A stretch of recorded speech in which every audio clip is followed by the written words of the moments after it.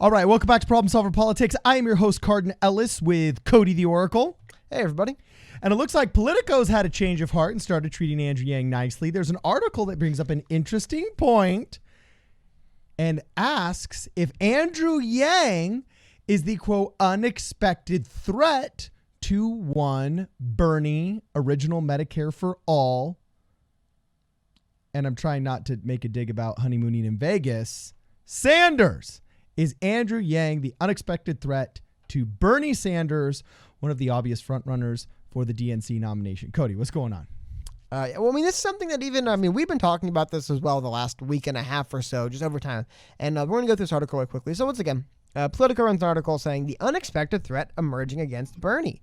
Andrew Yang. Yang's appeal to a slice of anti-establishment voters who are fans of Sanders has the potential to hurt the Vermont senator, which is something I think people following the Yang campaign for a while, how many people following the Yang campaign and the Yang gang know multiple people who used to follow Bernie in 2016?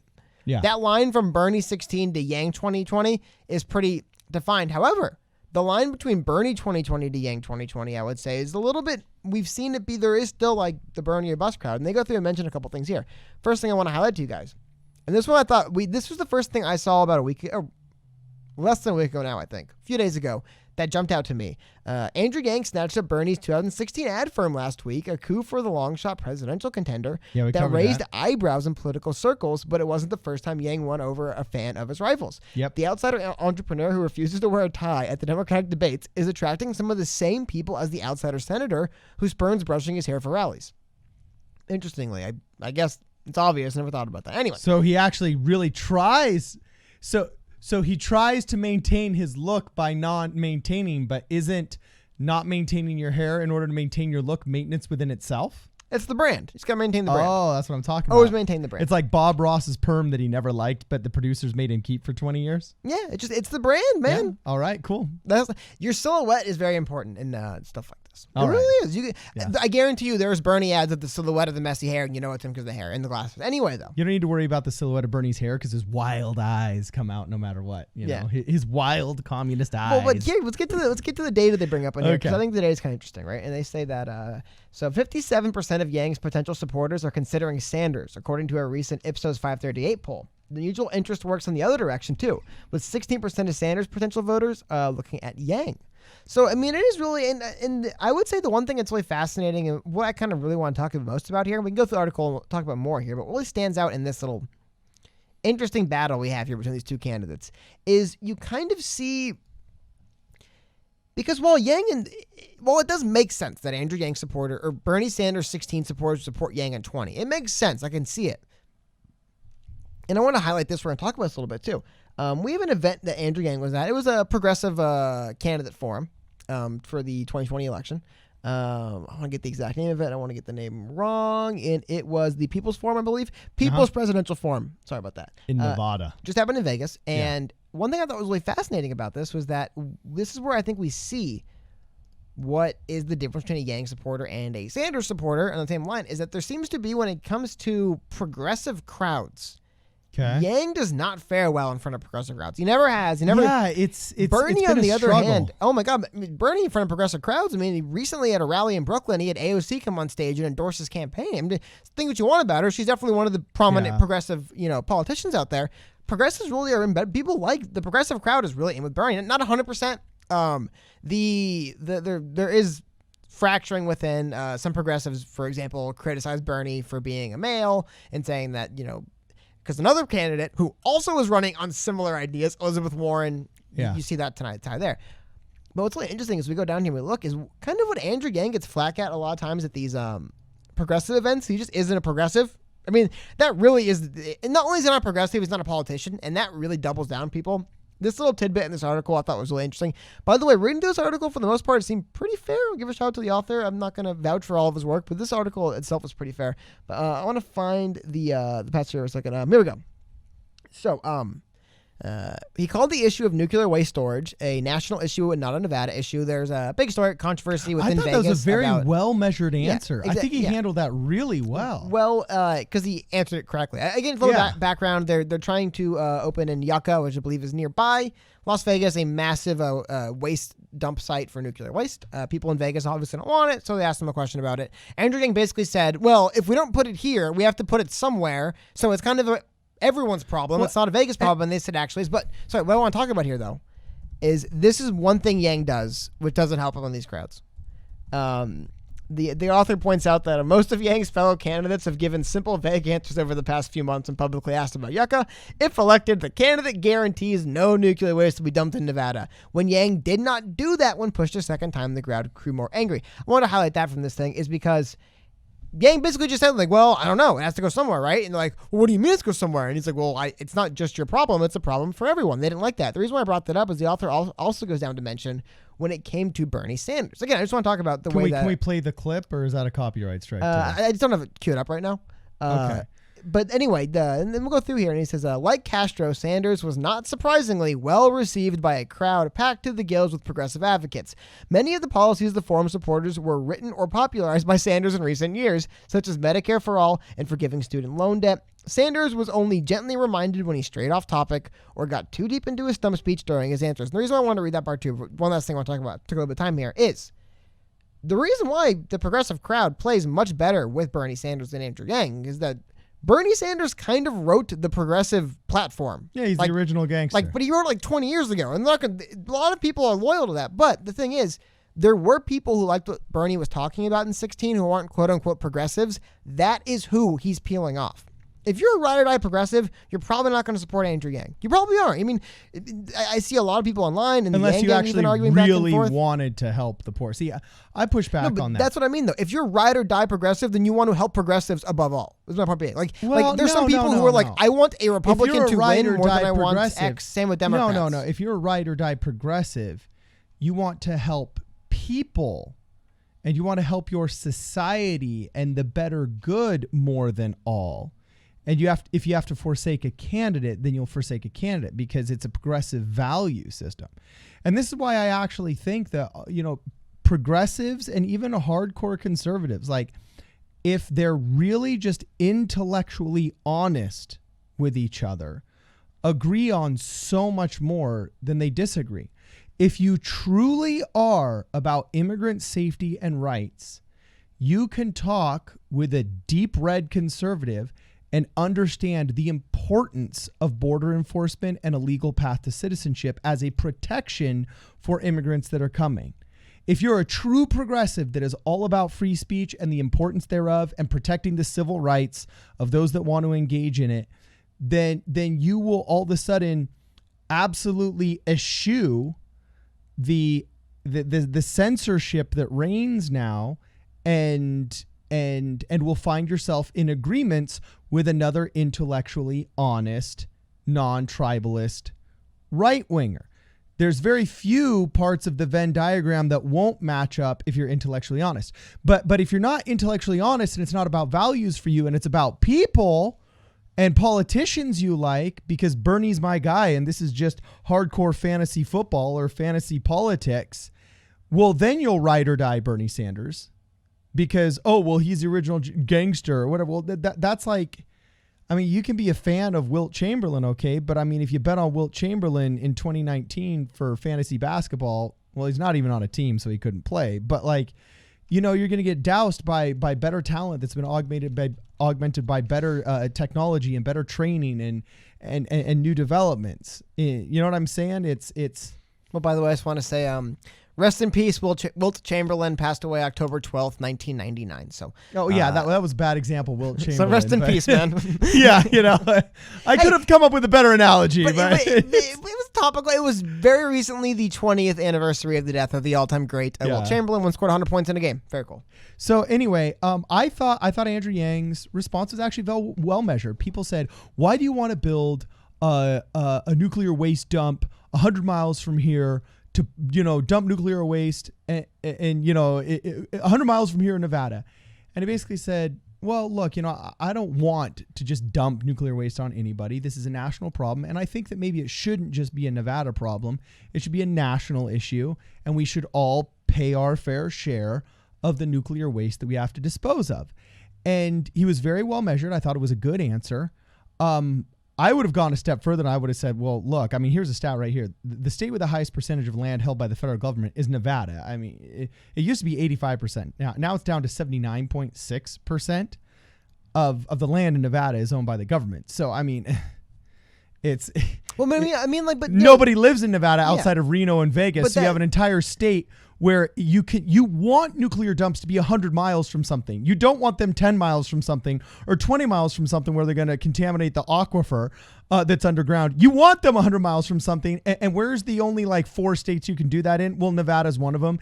And the government happens to own land in order to do that. So it doesn't surprise me, and it's always been that Nevada has been the biggest candidate for nuclear waste disposal. Well, no, yeah, of course. But I would say, aside nuclear waste aside, because we're trying to look at what, because there is a lot of, I mean, the funny thing is when you look about the fact that a lot of former Bernie voters are now Yang voters, the fact that a lot of Bernie voters are looking Yang and vice versa, right? Is remember, Yang and Bernie come on opposite sides of the coin on a lot of issues. Federal jobs guarantee is basically the inverse position to UBI right now in the Democrats running. You look, the idea of a wealth tax, it's basically the inverse position to the VAT tax as far as other candidates that are running. You know what I mean? Like when you look at this, there isn't the sense that these two candidates necessarily are that aligned. However, they're drawing from the same base. Now, at the same time, but like, I don't think they are. You take a step back. I mean, dude, maybe really from the are. same base. But They really are. Here's how I'll It's the put same it in kind one of people. sentence, and you can tell me if you think I'm wrong in the same sentence. I think, yeah, maybe they've drawn from the same pool of people, but I think the more intellectually honest, values-driven people have shifted to Yang, and the tribalist, ride or die Bernie, because he's Bernie and I supported him before, are the ones that have stayed. So yes, just like the cream of the crop rises to the top and so does the scum. I'm not calling you if you're a burner that you're scum. I'm just making an analogy here, okay? But just like out of the same vat, you can get cream and scum, out of the same pool of people, you can get yangers and you can get burners. But really at this point, if you're still supporting Bernie Sanders, it's more of a person thing and not a values thing. Well, I would disagree on that a little bit. But one thing, I think the Wall Street Journal synopsis, or there's a Wall Street Journal piece called "Burners for Yang: Why Some Young Voters Are Back a New Democratic Outsider." They, in speaking with the burners, they put a pretty, or Bernie bros, whatever you want to call them, they succincted it pretty well. I want you to see if you agree with me on this or not. I thought this was a pretty good point here. I was probably could have put it better than this. So, some of Mr. Yang's supporters told the Wall Street Journal they once backed Mr. Sanders, an independent, but believe his growing influence within the Democratic Party has cost him outsider status. They also worry that Mr. Sanders' promises to give free healthcare and college to everyone won't do enough to counter job losses as companies invest in automation. So, the people that were interested in this radical outsider who had these different ideas, who had been pushing for things no one else had been pushing for, and who was not really coming in as a Democrat, but was coming in and saying, hey, the workers in this party matter. We have an entire class of people that are being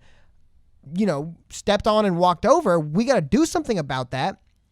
That your candidate was Bernie in 2016, but now it's Yang. I mean, that policy, that platform, that is the same for both candidates. The difference is, I think we've seen Bernie evolve over the last, I don't even say evolve, but he's become more of he's definitely as many voters feel, and anyone who watches it can tell. I mean, Bernie Sanders did a unity tour with the DNC in 2017. Like, he's not quite the outsider he used to be, while Yang is definitely still that outsider.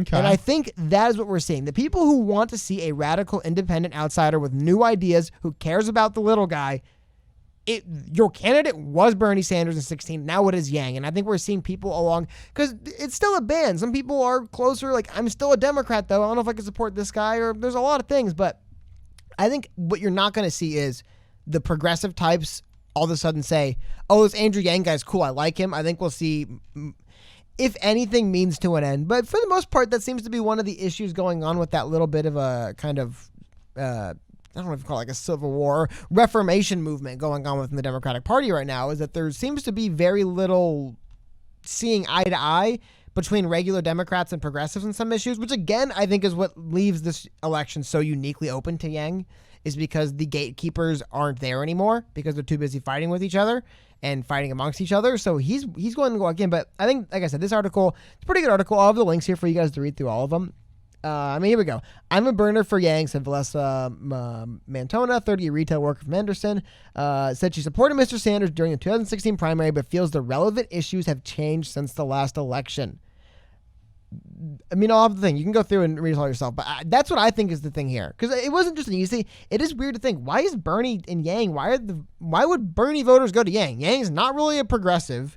Yang doesn't want the federal jobs guarantee. He says it won't work. And Yang doesn't want a wealth tax. He says it won't work. What makes you say he's not a progressive? Because to me, he's kind of a Rorschach test. He is not a progressive. I mean, there is a wing of the Democrats. I don't think it's progressive either, but I could see why somebody that self-identifies as a progressive, upon seeing a smattering of Andrew Yang's policies that don't include his immigration or his nuclear energy policy, could mistake him for a progressive and think that, like UBI, for example, his flagship proposal that he's most known for is very progressive, maybe even more progressive than Bernie. Well, I would say and I'm probably wrong, so let me know in the comments, but I would say the big thing, I would say like for example, and I'm not trying to say this to be rude. The socialists that write the Democratic socialists who have the Jacobin mag. Yeah, you can just say socialists. No, we all know they call themselves Democratic. That's like all we are Democratic like putting socialists. Lipstick on a pig. Anyway, they don't like Yang at all. Other various progressive outlets don't like Yang at all. And the reason is because what Yang is, and one thing I've seen that the big at odds is Yang at heart is a capitalist, and that does not seem to be the vision of the future of America the progressives are pushing for in this party is not a capitalistic future. So the idea that Andrew Yang is saying, I like capitalism, I am a capitalist, and I think the UBI and the VAT tax, my counters to your progressive socialist policies are capitalist-based policies I think will work because of capitalism. That is why I think you see progressive saying, what is progressive about everyone having more money to spend on shoes and phones and TVs so we can make more of those and sell more? What's progressive about that? Well, nothing. It's not very progressive. It's really just a way of like, how can we kind of augment our current capitalist system to better work? Well, you kind of, I don't think it's perfect, but I do just love. You got to get Ron Strawn here. But I do. He's our in-house progressive. Well, I believe he's a big fan of. I hope I'm not placing it wrong. Modern monetary theory. Yeah, MMT, modern monetary theory. Again, like I said, there's a lot of things that the progressive bases are pushing for, and they look at it and they're like, look at Yang. They're like, Yang isn't pushing for that. No, Yang is pushing for Medicare for all and some things that are more on the progressive end. But like I said, a lot of the stuff Yang, and when he talks about it and when pressed on it, a great example is, oh my God, this thing that just happened in Vegas. They asked him about the homeless issue, and he brought up the freedom dividend, right? And they said, well, won't landlords just raise the rent? Now, if it is, won't landlords just raise the rent? I would want to build more so I could collect more $1,000 chunks. Again, that is not a criticism of Andrew Yang's response. It's a criticism of capitalism. They're saying, well, greedy capitalist landlords will increase their rent. They're not saying giving people money to afford rent won't help. They're saying if they were greedy, they'd want to collect more money, which means they would know that they would have to build more apartments from which they could collect $1,000 each. It's in their self-interest to lower rent. Yeah, the irony is you'll notice whether you want to call them greedy or not, all roads lead to Rome. Yeah. All roads lead to the same answer. That out of self-interest, if all of a sudden everybody's got $1,000 a month, it makes more monetary sense to not raise wages, but to actually raise supply of housing so you can collect that.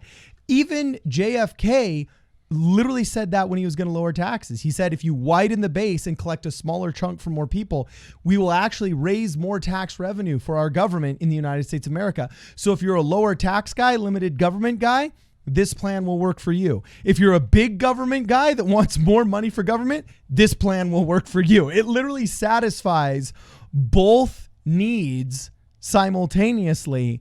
You need to be intellectually dishonest in order to disagree with it, which is fine. Just admit that you're intellectually dishonest. Well, I mean, I would say no. I mean, because here's the thing. And I every human being in discussion reserves the right to just say, I think you're wrong and disagree. And some people just say that. I just say, you know what? And people that say it like that are usually well-measured Republicans. Because you know the thing is, people who say stuff you're talking about, you know what I would say to them? I think they're completely wrong and disagree. So you wouldn't say anything to him. You would just have disengaged before it got to that point in the conversation. Well, I would just, sometimes I just tell people, they'll send me something. I'll be like, look, man, I straight up reject that data you've showed me. I don't think it was in good faith put together. So we can't really argue about the data because I reject it. But my point being is, you'll notice that Andrew Yang sits in a weird spot where he has a lot of stuff where if you were to kind of close your eyes and hear a few things about him, you could mistake him for Bernie 16. But Yang 2020, mind you, is not Bernie 16. And I do think one of the interesting things one of the former Bernie supporters pointed out was to just look, the United States in 2019 isn't the United States it was in 2015. Like, things have That's fair. changed. Maybe we needed Bernie more then than we do now is kind of the thing I hear. And I hear a lot of people say maybe we needed Bernie in 16 to get us here, but maybe now we need someone else in 20 to get us somewhere else. So those voters are moving. The hardcore progressive base, the burners, the people that are still Bernie or bust from 16, I don't think Yang will ever win them, aside from Yang's already won the primary, and if they're going to vote, they're going to vote, right? But I do think the people who like Bernie Sanders for the actual stuff, the ideas and the kind of spirit behind his campaign, I think they are probably, if they're just being honest with themselves, like you said, going to sway to Yang. They're going to say, well, hold on, Yang is the guy actually putting forward the real solutions to these problems. He isn't the guy who's just becoming a bit of a, I don't want to say progressive character, but it is a weird relationship because Bernie did kind of write the progressive stance. Well, and also, so progressives look at him as like, he's our guy, he's the man, he wrote all this stuff, and then what he's supposed to do? He's supposed to look at him and say, I've refined some of my views since then. Like, what does he say? You know what I mean? It's kind of a weird spot. He kind of has to say, well, I'm a progressive now, so we're right because progressives are the way to go, because he can't say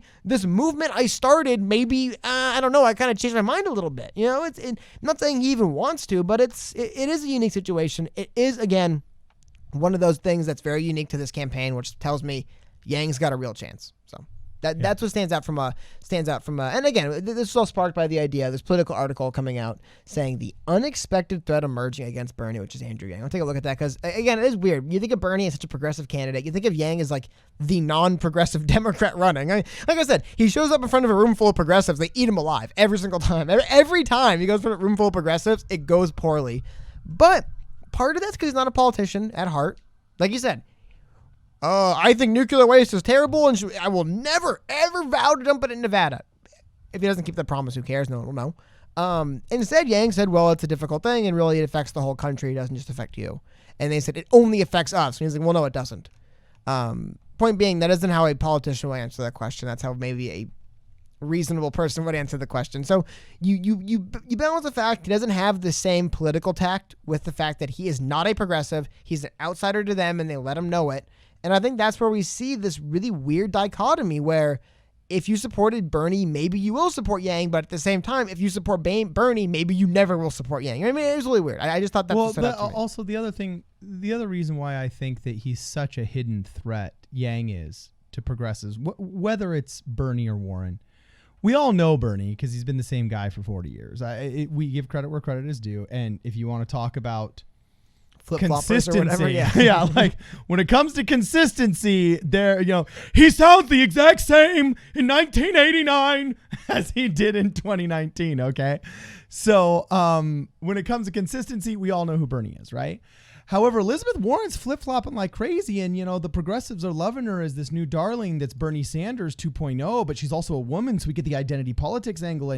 But, I mean, like just recently, not just recently, but this happened earlier this year, she, had to disclose who she defended, I believe, as a lawyer. I don't know all the details, but she gave out a list of like 10 or 20 companies that she defended going through their bankruptcy through like different subsidiaries or whatever like that.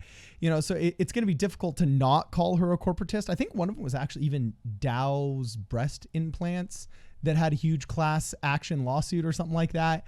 And so, progressives generally share, as do many libertarians and many people on the right, this kind of anti-corporatist thug against the little guy mentality, and it's going to be easy to smear Warren that way. You can't smear Yang that way because all the corporations that he started, well, the biggest one he's known for was a 501c3 corporation, which is a charitable corporation that helped blighted communities start jobs. I mean, he's like the entrepreneur of progressive dreams. Or he did SAT tests so kids could go to school. Yeah, right? or so he was doing SAT preps Yeah. for underprivileged children, Yeah. So when it starts coming to what are the sound bites, I could easily see progressives saying like, oh yeah, ultimately I reject Elizabeth Warren because at the end of the day, she's just a corporatist. She defended 20 or 30 different corporations while they're going through bankruptcy so they didn't have to pay out their little guys as much.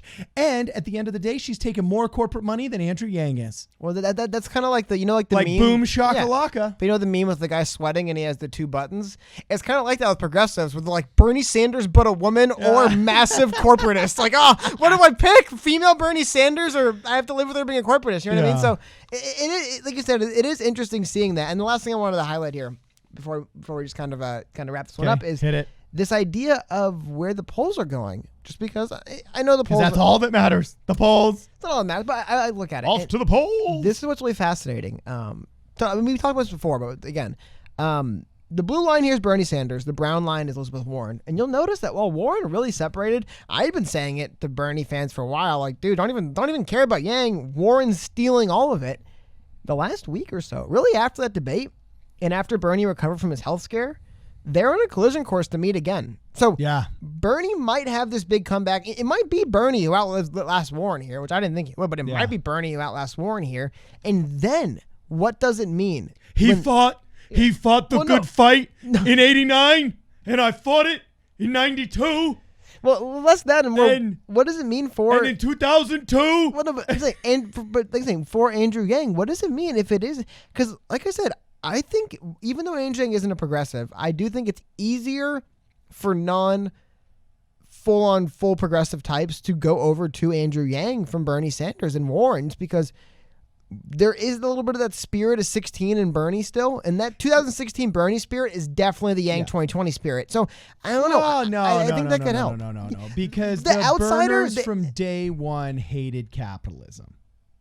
The burners from day one. Well, no. I'm saying the energy, not the message. If you want to say the youthful energy. vigor, yeah, and the outsider guy. I would say ideas. the spirit of Bernie Sanders' 2016 campaign is the spirit of Andrew Yang's. Well, I would say there's similarities. There's youthful vigor, like the vibes, the humor, yes. Maybe the vibe, Same vibes. But like I said, I would say the spirit of, in the sense of, you got a guy viewed as an outsider, big ideas, wants to help people. Like the spirit of a big campaign movement like that, like Bernie had in 16, is what Yang's doing right now. And the logos not the same. The ethos similar. The pathos no way. All right, whatever. Anyway, I just think it was a little interesting taking a look at that, because that is one of the. I mean, the Yang versus Bernie thing has been prevalent in online since day one. Burners and Yang gang have been going back and forth all the time, every day, in the streets, every hood, all the time. And I don't know. It's really interesting to look at what that actually means as 2020 approaches. Who wins out? And then also for the future, the same way that the party just kind of is Bernie Sanders now, will we see that 15 years from now? Will the Democrats just be Andrew Yang? Honestly, if the Democrats became the party of UBI instead of the party of Medicare for all, if what Bernie did to further Medicare for all, actually, no, let's go back even farther. If instead of having furthered this destructive welfare state and identity politics like LBJ did, which basically ended up defining the party 20 years later, and instead of developing a Medicare for all a corrosive nationalization takeover like Bernie Sanders did, if Andrew Yang could help change the conversation from these crappy bad ideas like identity politics and Medicare for all to a positive idea like UBI, I think America would be far better off. Would be far, far, far better off. So anyway, let us know what you guys think below. Comment. This is obviously a very multifaceted question of which we can only see one part. We definitely value your opinion, so please comment below. If you haven't had a chance to like and subscribe yet, please like and subscribe. If you want to contribute to the channel, there's a PayPal link in the description. Make sure you hang out with us on Tuesdays and Thursdays on Twitch, where you have a chance to call in. Until then, please leave a voicemail at 1-833-PSP-RADIO. That's 1-833-PSP-RADIO to leave us a voicemail. This is Problem Solver Politics. We'll see you in the next video.